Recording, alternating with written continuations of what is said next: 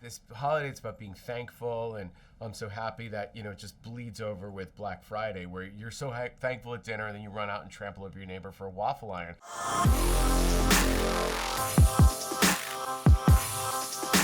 It is going to be a very happy Thanksgiving.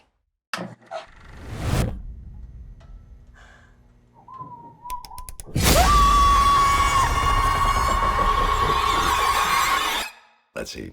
Hola mis amigos, soy Melissa Ramiz y hoy estamos aquí celebrando el Día de Acción de Gracias, pero no como lo piensas. Estoy con el director Eli Roth. ¿Cómo estás? Muy bien, hola. Oh, un poquito de español me gusta. Poquito, entiendo mucho más que hablo, entiendo. Pero tiene el acento excelente. Sí.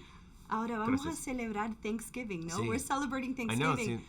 But this doesn't look like the turkey that I saw in that movie yesterday. Para mí es normal. This is super See, normal. this is like, oh, solo, in la casa, I'm at home. You're home. Feel right at home, sí. Well, I was wondering that because I was able to sit with some of your family members during the screening. I invited my family to the screening to be nice, and it's now about to blow up in my face. Well, Continue. cousin Mark. Cousin Mark, he's classic. Yes, he did tell me that since you were 8 years old, Yes. that they knew you were going to be in this industry. Isn't that crazy? He said that for sure you would say things from Monty Python, and then you would say like random outlandish things. Yeah, So- it's crazy. My whole family knew that from the time I was a little kid. And I remember coming to Florida and being left alone with my cousin, who was, I was 8, he was probably 20 at the time.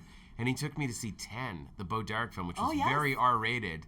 And that was like a big controversy. But Mark took me, and he's like, so it's funny. They knew from back then that I wanted to be a director and make horror movies. That's amazing. Now, why this genre? I heard you say a little bit about it, but for our viewers, why this genre? You're so good at it. Thank you. Well, it's the most fun. It was my favorite. Every November I'd get so sad because it was all like family movies and Christmas movies. And I'm Jewish, so Christmas movies are like, I don't want to see that. So I would have to wait till January, February for another slasher film to come out. But horror movies like Monty Python, that was the first time I saw arms and legs being chopped off for comedy. In Monty Python, The Holy Grail, I didn't know you were allowed to do that. And I loved The Three Stooges as a kid, which mixed violence and humor.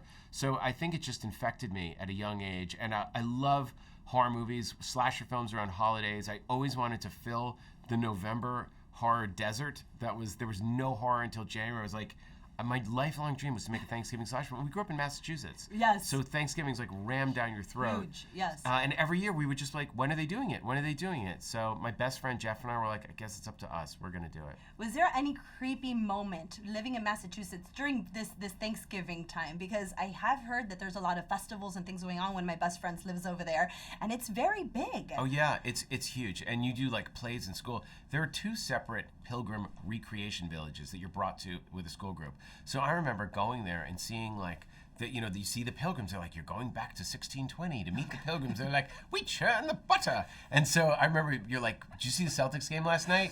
And they were like, but what is a television? I've never heard of such things. And we're like, yeah, but they lost. Then I said, man, Bird missed the free throw. Like, you could try and bust them, but they would see if they could break character. I was like that little dickhead.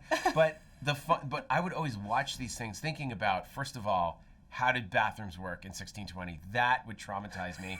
And then what if someone fell in a butter churner? What if someone got baked in an oven? And then we're at the parade watching the turkey guy walk around, and I thought, if you chopped his head off, oh my God, would he run around like a turkey with his head cut off? So these are my thoughts when I'm like a kid growing up in Massachusetts, where there's really nothing to do except fight each other. And see, no one took you to a psychologist, and it turned out great. See, my there dad, you go. Well, my dad is a psychiatrist. Oh, there you go. And professor at Harvard, a Freudian psychoanalyst. My dad's like, oh, it's totally healthy. See? This is a healthy, because I was the best behaved in school. I was the babysitter. I was the camp counselor. I was like the most normal. I never got in a fight. My parents would say, like, what's wrong with him? He's too nice. He's too normal. When's he gonna crack? And then I come out with a horror movie. So like, all right, we can breathe. He's normal.